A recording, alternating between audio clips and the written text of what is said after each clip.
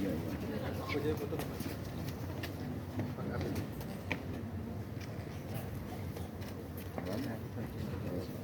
lagi.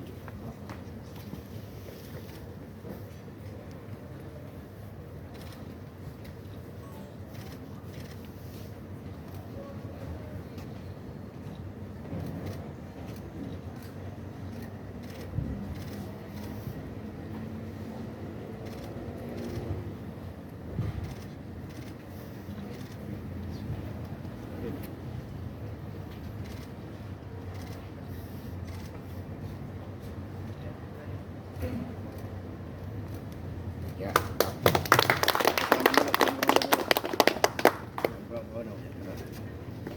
Ya,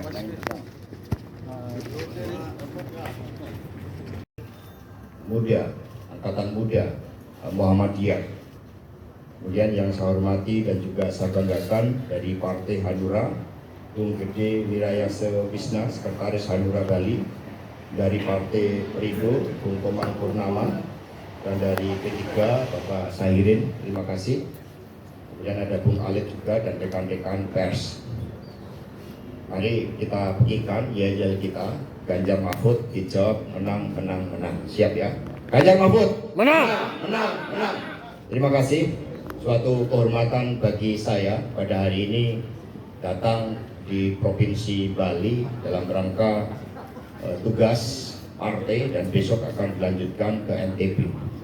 Dukungan dari alumni Angkatan Muda Muhammadiyah yang ditujukan kepada Pak Ganjar dan Prof. Mahfud MD kami terima dengan penuh rasa haru, karena inilah suatu dukungan moral. Apalagi tadi disampaikan di dalam sambutan Bung Ikhwan Nasution yang menegaskan bahwa politik yang membangun peradaban itu didasari oleh suatu nilai-nilai moral dan keagamaan, oleh suatu semangat yang baik, semangat untuk membangun dedikasi bagi bangsa dan negara. Apalagi Bali dikenal sebagai bumi spiritual.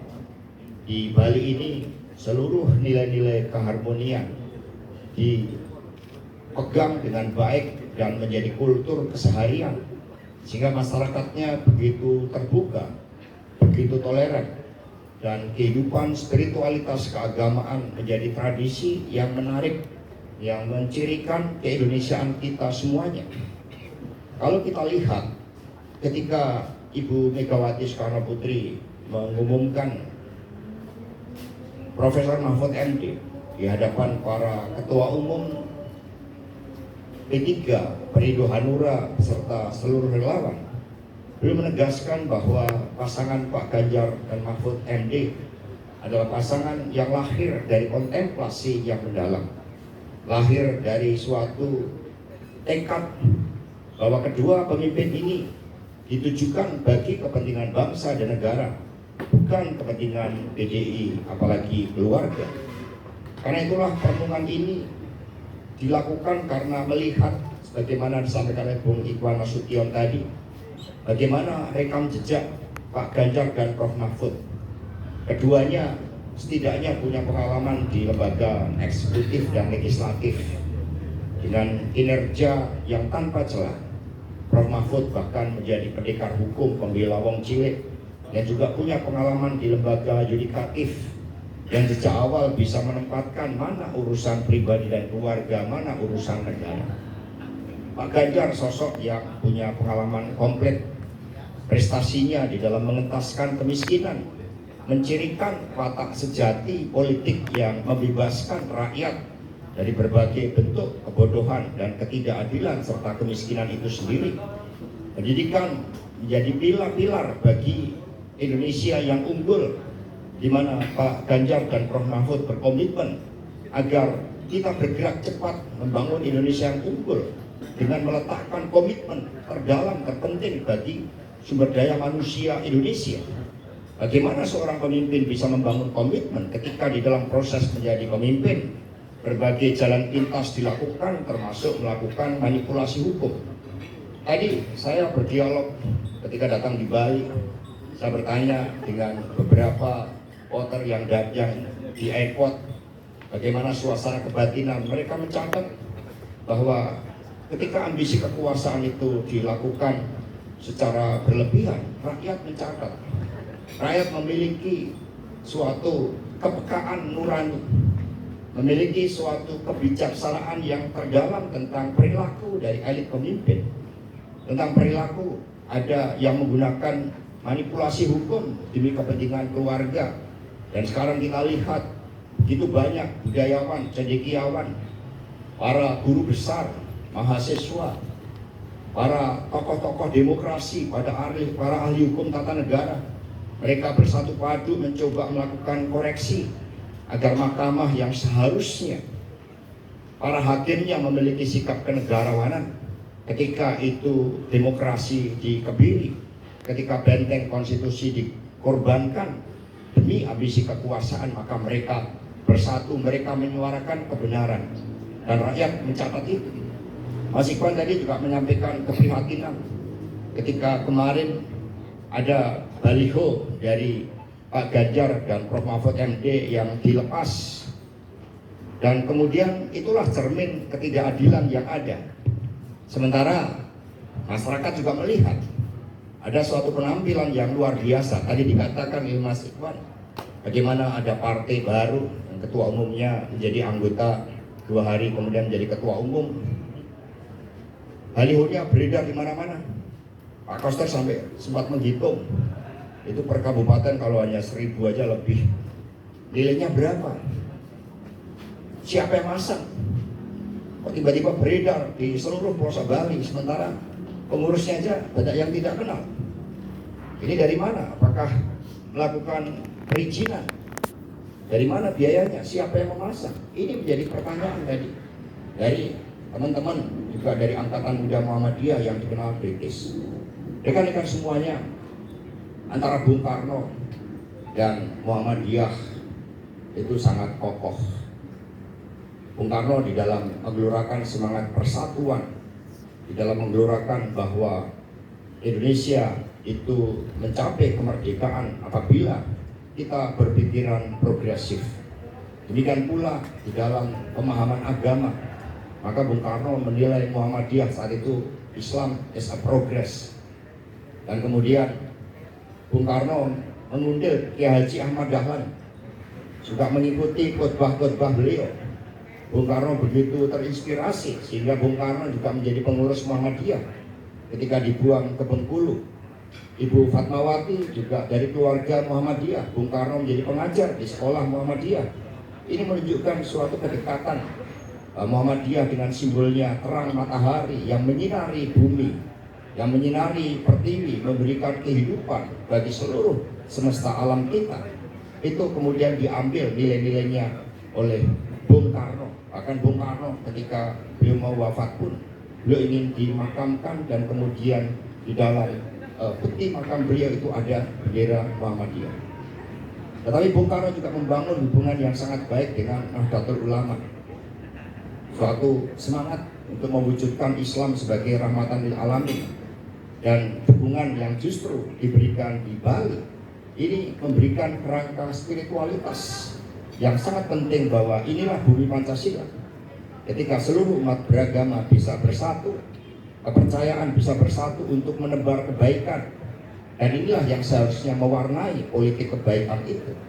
Politik harus digerakkan oleh kekuatan moral, kebenaran, dedikasi bagi bangsa dan negara tanpa pernah mengenal kata akhir. Bung Karno pernah mengatakan, "For fighting a nation, there is no journey ends." Maka ini juga menjadi spirit kita. Dengan dukungan masyarakat luas yang percaya bahwa kekuatan kebenaran yang akan tampil, bahwa pemimpin dari negara yang begitu besar seperti Indonesia memerlukan sosok pemimpin yang dipersiapkan matang, sosok pemimpin yang berproses dari bawah. Kami mendukung anak-anak muda untuk tampil, tetapi anak muda yang akan tampil kami persiapkan wali sekolah partai. Kami memiliki banyak wali kota, bupati, gubernur yang dipersiapkan dari bawah melalui sekolah partai, digembleng. Bahkan di dalam menggembleng itu kami diingatkan juga oleh satu puisi dari Douglas MacArthur sebagai jenderal pemenang perang pada Perang Dunia Kedua, yang dia mendoakan anaknya untuk menempuh jalan sulit, jalan yang terjal, bahkan juga untuk mengalami kekalahan. Karena dari situlah akan muncul suatu wisdom, suatu kebijaksanaan ketika anak-anak kita, para pemuda Indonesia digembleng oleh terpaan gelombang, dan dia akan menjadi pemimpin yang hebat. Bung Karno menjadi pemimpin bukan tiba-tiba. Dalam usia 16 tahun beliau sudah berjuang bagi bangsa dan negara. Beliau sudah merumuskan jalan Indonesia merdeka menghadapi penjajahan yang ternyata hanya membawa sengsara bagi kehidupan. Bung Karno kemudian membentuk partai politik sebagai alat untuk mengorganisir rakyat. Jadi partai politik bukan jalan pintas kekuasaan, tetapi partai politik adalah jalan dedikasi bagi bangsa dan negara, di mana rakyat menyatukan diri dalam partai politik karena ideologi, platform, dan kultur yang dibangun oleh partai itu. Kami berempat, PD Perjuangan, P3, Perindo, dan Hanura, bersama relawan menyadari bahwa Pak Ganjar dan Prof. Mahfud MD memenuhi kriteria sebagai seorang pemimpin yang baik, pemimpin yang berkarakter, yang punya pengalaman lengkap, pemimpin yang memulai keberhasilannya dari keluarga, pemimpin yang punya visi masa depan, pemimpin yang jujur, pemimpin yang berani mengambil resiko ketika berhadapan dengan hal-hal yang pahit terhadap bangsa dan negaranya. Karena itulah pada kesempatan ini saya akan mempersembahkan juga suatu pantun yang mencerminkan suasana hati kami.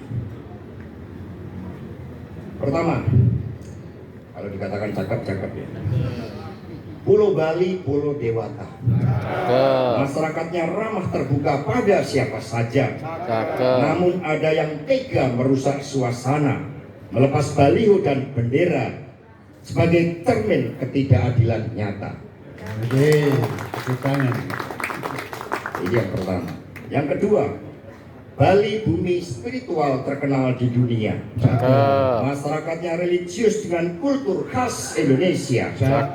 Di sini berlaku hukum karma pala bagi siapapun yang cederai kasih ibu pertiwi demi perpanjangan kuasa.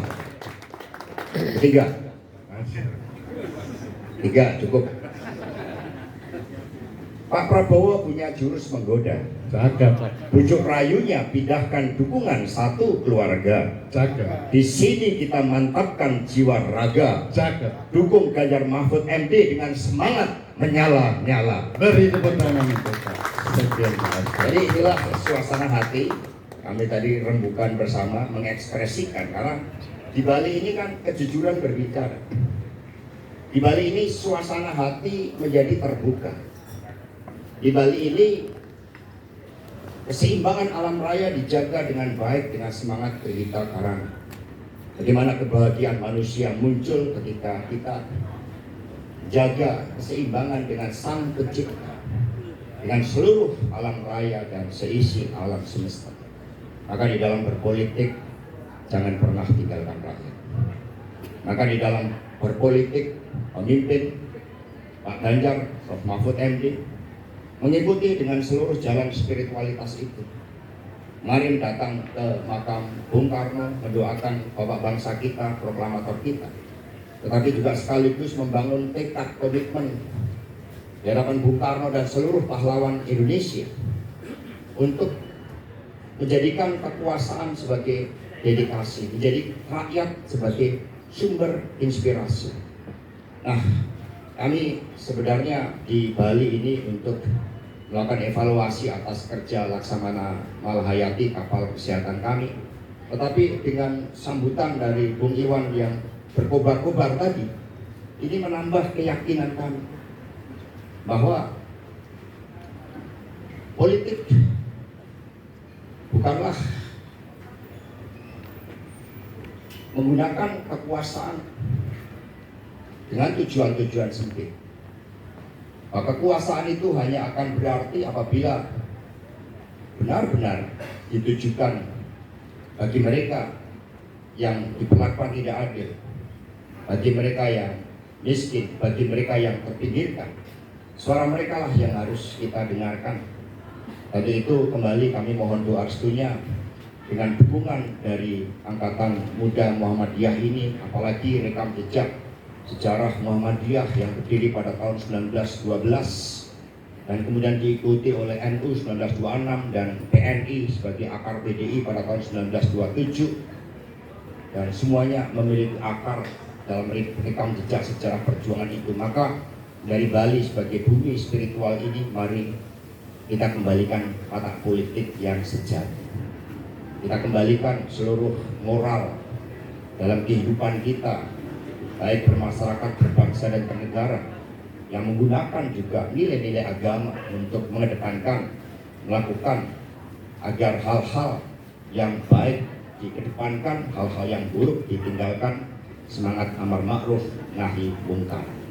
Itu yang menjadi spirit kita, dan keterbukaan dari Bali ini menjadi saksi bahwa di tempat ini bumi kedamaian. Di tempat ini cermin ketidakadilan tidak boleh dilakukan. Di tempat ini seharusnya seluruh nafas kehidupan itu menyatu dengan apa yang dikehendaki oleh Sang Pencipta dan membawa kebahagiaan bagi semua.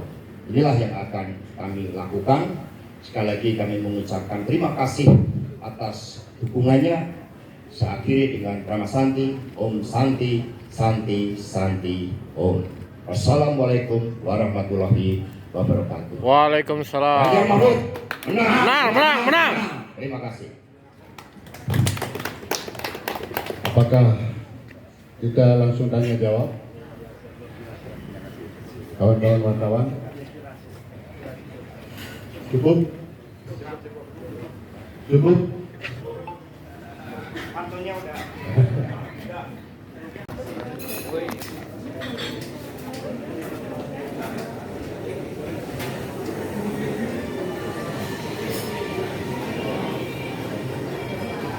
Mam.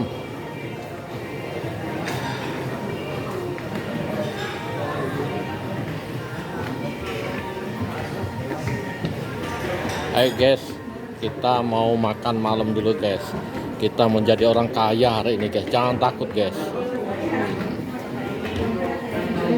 Kita makannya di hotel bintang 5 guys.